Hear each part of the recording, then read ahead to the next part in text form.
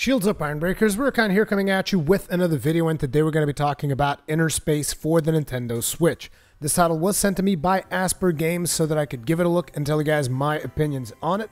And in its essence, Innerspace is one of those games where you do a whole bunch of exploration, get some collectibles, and learn about the story of a specific world. In this case, that world is the inverse. There are a couple of entities that you will interact with, such as the archaeologist. I just like to call him Indiana Jones. He's essentially a submarine. So there's the archaeologist, and then you are the cartographer. You were built by the archaeologist because there were places where the archaeologist couldn't really reach, so he built you, and therefore you have the ability to fly.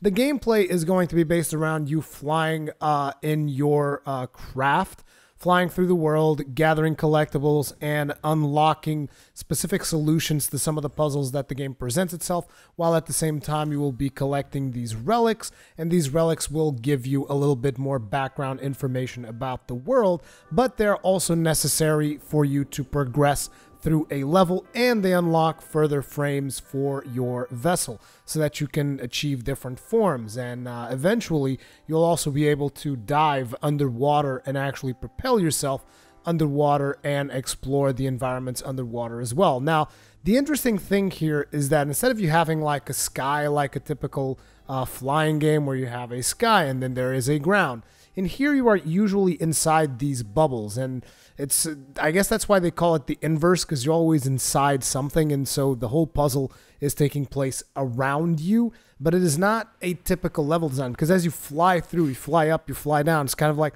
it gets a little bit confusing to figure out which way is up, which way is down. And then the controls handle very much like you would expect from a very basic flight simulator. They are somewhat arcadey, but you do have controls like roll, pitch, yaw, as well as a little bit of thrust. You're able to increase the speed of your craft.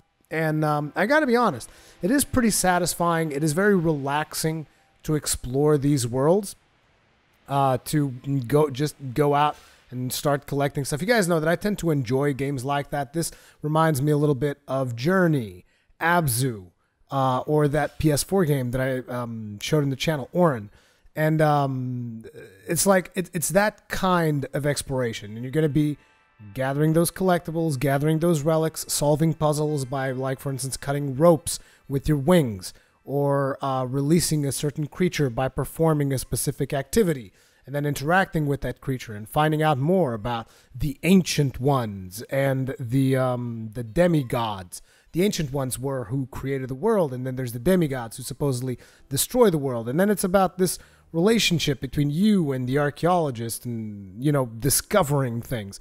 Essentially, like I said, this is a game where you're going to be relaxing and exploring. And those, to me, are like the key words. There's puzzle solving, there's relaxing, there's exploring. There is a story to the game, even though I don't think it's super front and center. You can discover the story at your own pace. There is the whole thing about discovering a whole bunch of relics, which will tell you more details about the world that you're in. But my main concern about it right now, because like I told you guys, I've been playing the Nintendo Switch version, my main concern is the performance, because like this is a game that actually looks pretty fun. I was enjoying the time that I've spent with it, just playing around, flying around with my ship, solving puzzles, doing all of that. But it's just like the frame rate was really killing me, because it's very inconsistent. Like in certain areas of the game, frame rate's fine, everything looks fine, and then you move on to a different area, and you can definitely tell that it's like it's not properly optimized yet. Reminded me of Rime in that aspect. If you guys remember when I did my first impressions on Rime, it also had some of these performance issues that I'm discussing here. And I'm pretty cool about the art style. I think the art style actually looks interesting. But it's just the performance is just not there. And I also wanted to test out whether that was just when it was docked and when it was undocked, and the performance was very similar. Sure, it looks sharper when you play it in undocked mode, when you're playing it in handheld mode, but I don't have a huge issue with the way the game looks in general. I think the game looks fine. It's just they really need to do something about that performance, in my opinion. If you enjoy those kind of games like Journey and Abzu and those kinds of exploration games where there's no real clear-cut narrative, so to speak, and you're just like exploring, figuring things out, learning about ancient civilizations, stuff like that, you will probably enjoy Innerspace as well, but be aware that the Nintendo Switch version does suffer from some performance issues. That's pretty much all I really have to say about Innerspace. If there's anything that you guys would like to know more, make sure to leave it in the comment section below. Thank you very much for watching, and I'll see you guys in the next one.